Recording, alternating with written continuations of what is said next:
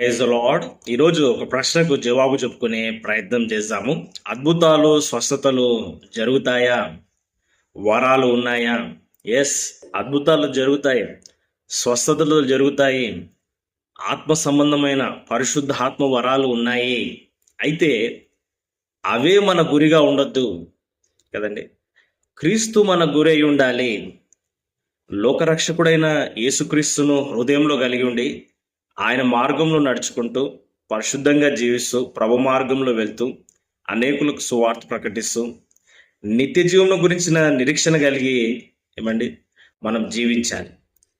అద్భుతాలు, స్వస్థతలు, మహత్కార్యాలు జరుగుతాయి. చాలాసార్లు నా జీవితంలో కూడా నేను వీటిని అనుభవించినాను. ప్రార్థన చేసినప్పుడు స్వస్థతలు రావడం కానీ, అద్భుతాలు జరగడం కానీ ఇవన్నీ జరుగుతాయి.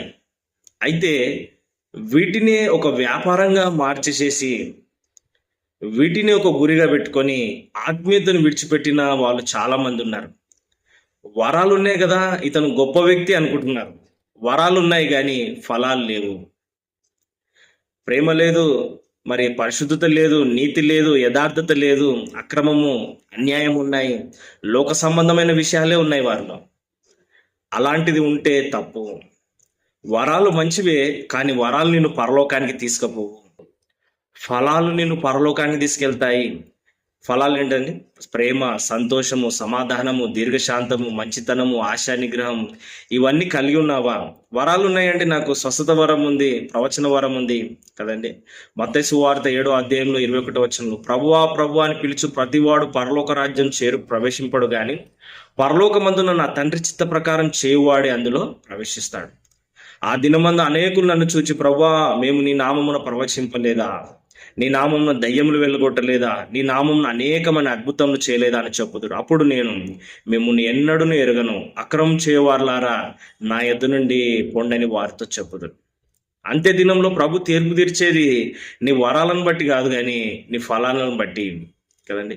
అవునండి, అతను ఎంతో మంచి వరాలు ఉన్నాయి కానీ చాలా చెడ్డ క్యారెక్టర్ అండి, చాలా మంచి వ్యక్తి కాదండి, భాషల్లో కూడా మాట్లాడతాడు కానీ అతని చూపు మంచిది కాదు, అంత లోక సంబంధిగా ఉన్నాడు. ఎస్, వరాలు ఉన్నంత మాత్రాన ఆత్మీయుడు కాదు కదండి.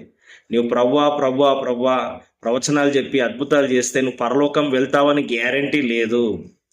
నీవు ఆత్మీయంగా ఫలాలు ఫలించాలి, ఆధ్యాత్మికమైన జీవితం కలిగి ఉండాలి, ప్రార్థన జీవితం, మంచి పరిశుద్ధమైన ప్రవర్తన కలిగి ఉండాలి, ప్రభు మార్గంలో నడుచుకోవాలి. ఏమండి, బైబిల్కి మించిన ప్రవచనం ఏముందండి? ఏదో జాతకాలు చెప్పినట్లు మాకు ఈ ప్రవచనం చెప్పండి, ఆ ప్రవచనం కాదండి. మనం వాక్యాన్ని